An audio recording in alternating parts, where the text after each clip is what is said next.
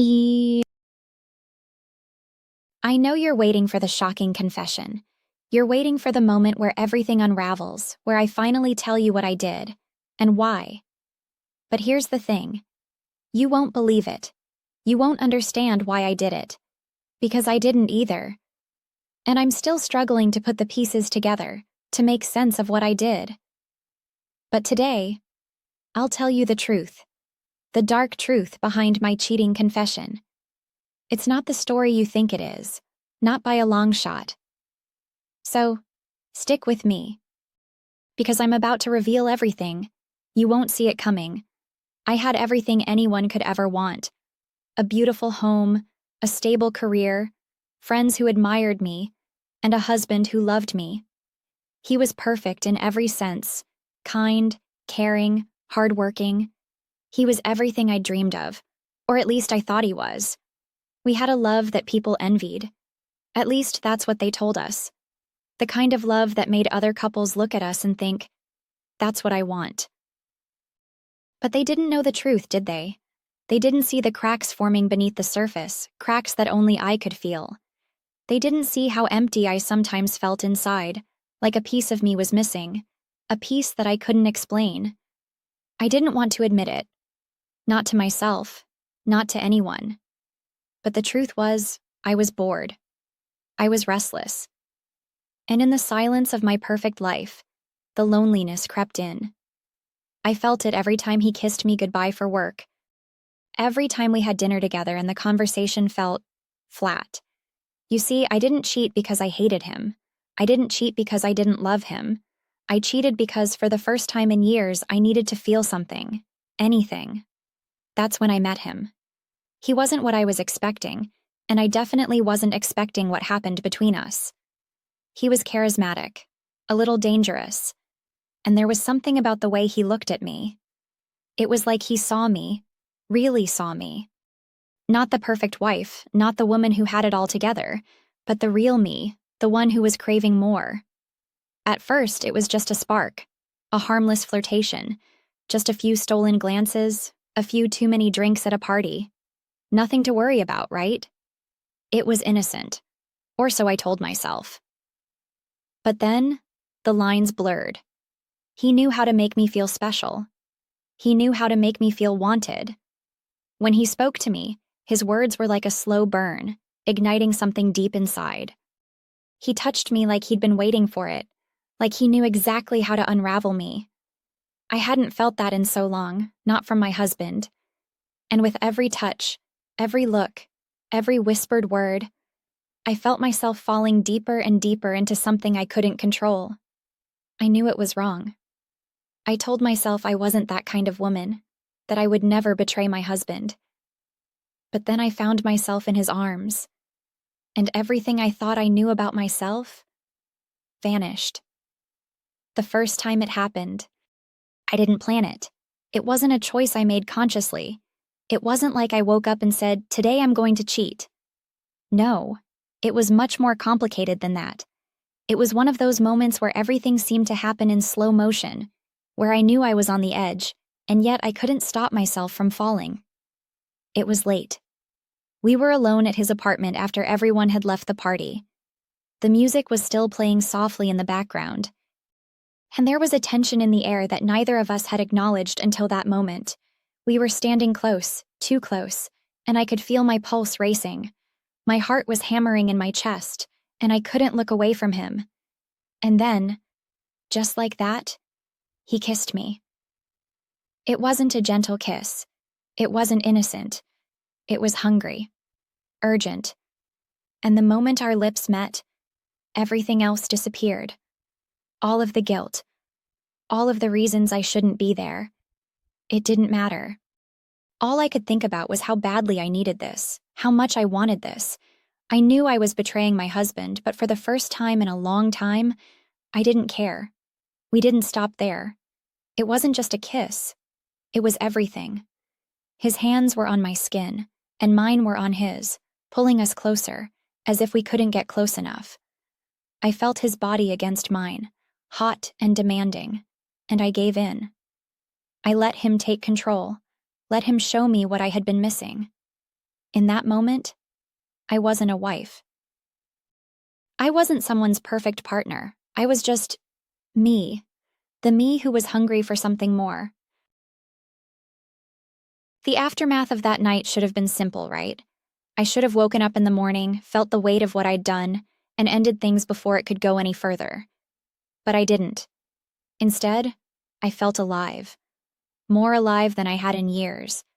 And that scared me more than anything else. The guilt came later. Slowly, creeping in when I was alone with my thoughts. I couldn't stop thinking about what I'd done. About how my husband would never know. About how I had betrayed his trust. The love I had for him, the vows I'd taken, it all felt like a lie now. How could I look him in the eyes after what I had done? But the worst part? The worst part was that I couldn't stop thinking about him. I couldn't stop thinking about the way he made me feel, the way his touch had lit something inside me that I didn't know was there. Every time I saw my husband, the guilt gnawed at me, but so did the craving.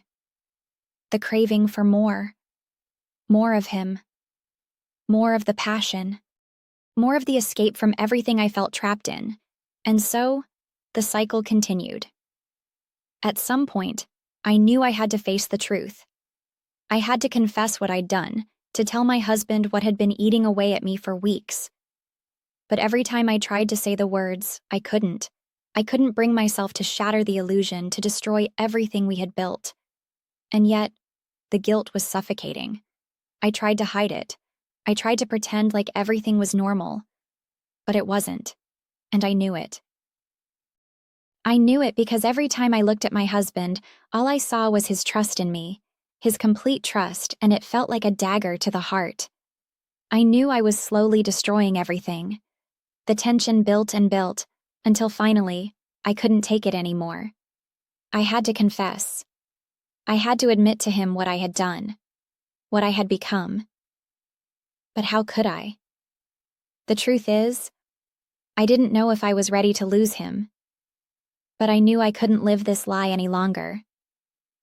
And so, I sat down with him one evening. My heart pounding in my chest, my hands shaking. I had no idea how he would react. Would he scream? Would he leave me? Or would he forgive me? I took a deep breath and finally said the words, "I need to tell you something." He stopped what he was doing and looked at me, his eyes narrowing. "What is it?"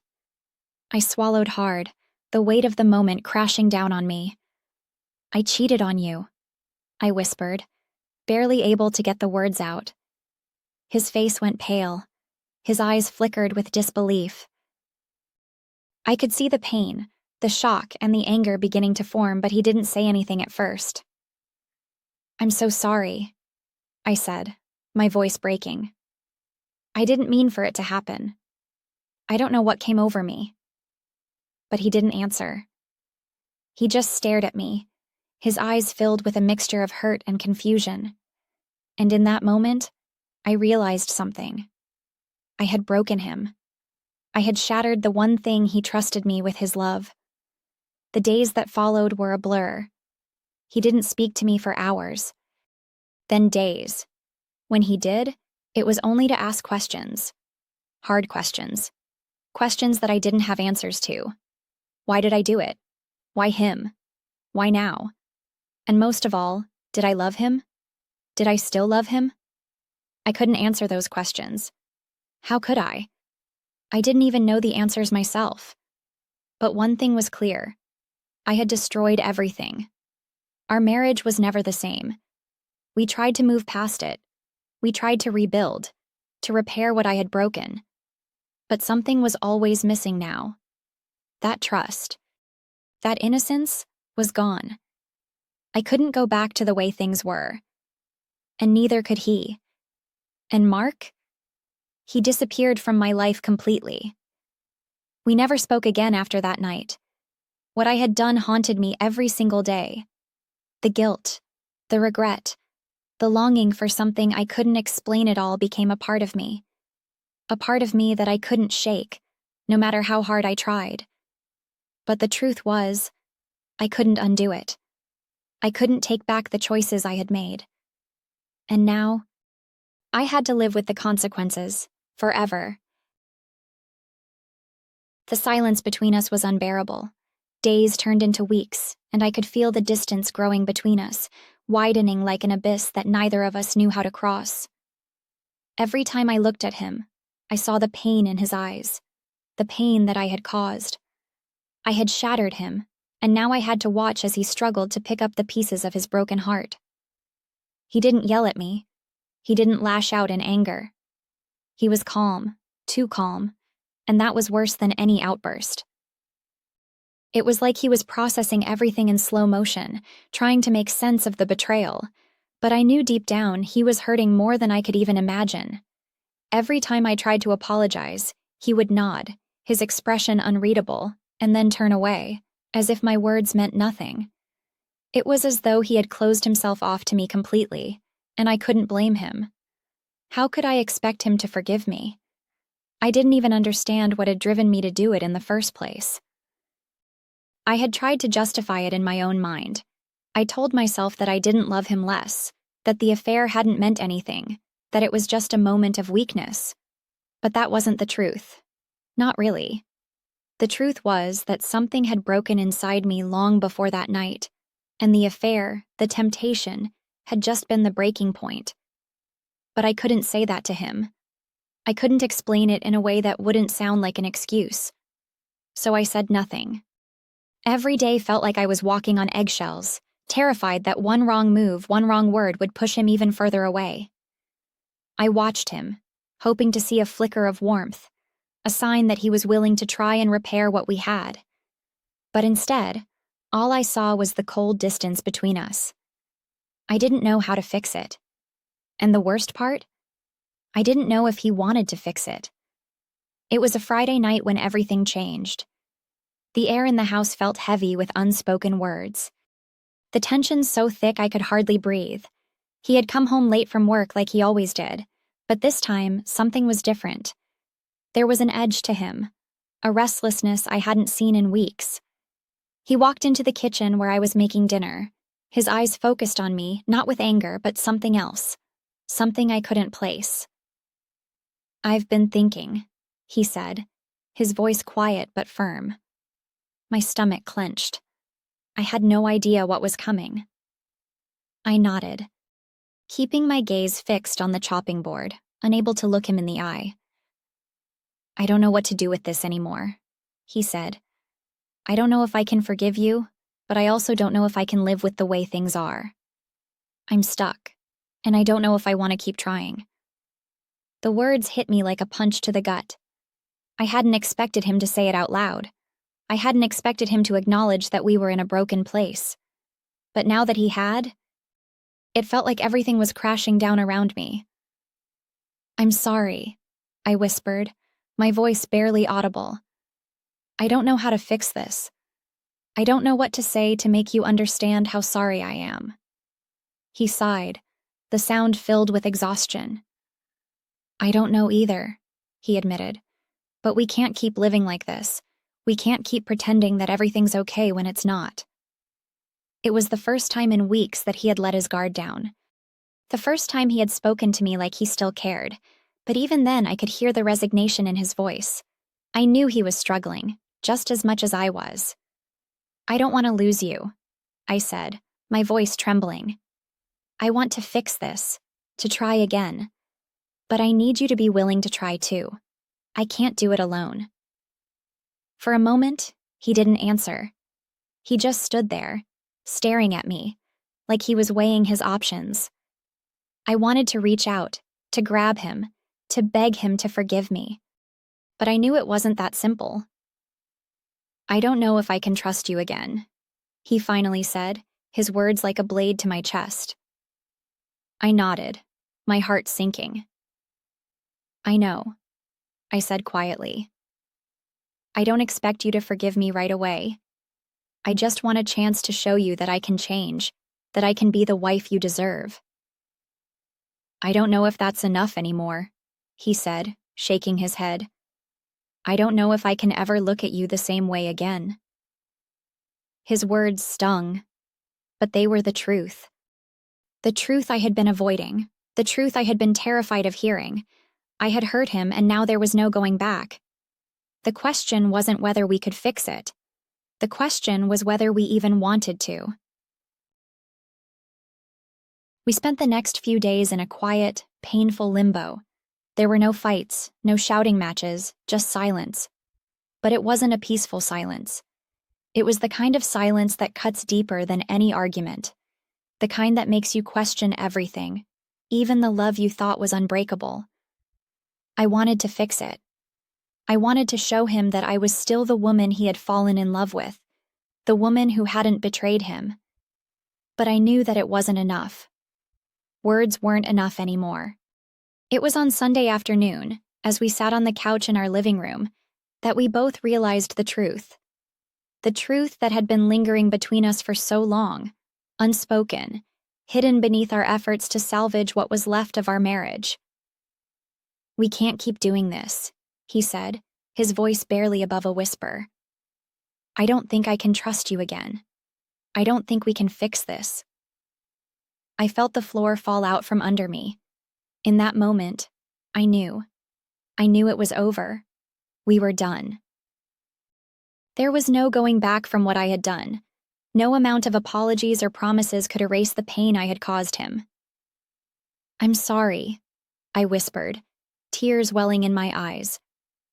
"I never meant for any of this to happen. I never meant to hurt you."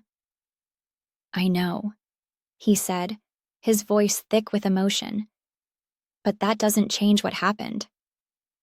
We sat in silence for a long time, both of us processing the weight of what had just been said. I could feel the weight of the decision hanging in the air, the finality of it suffocating me. This was it. This was the end of us. I had lost him. I had lost everything. The aftermath was harder than I had ever imagined. The pain of losing him, of knowing I had destroyed everything we had, was almost too much to bear.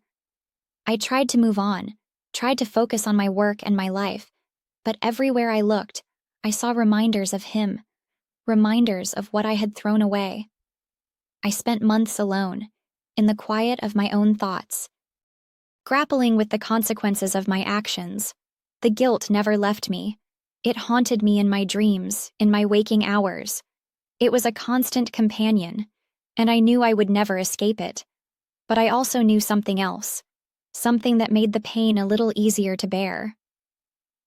I knew that I would never make that mistake again.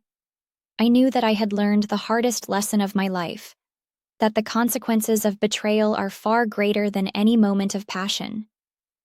And though I had lost him, I had gained something more important, the understanding that love, trust, and loyalty were the things worth fighting for, the things worth holding on to. But no matter how hard I tried, I would never forget the dark truth behind my cheating confession.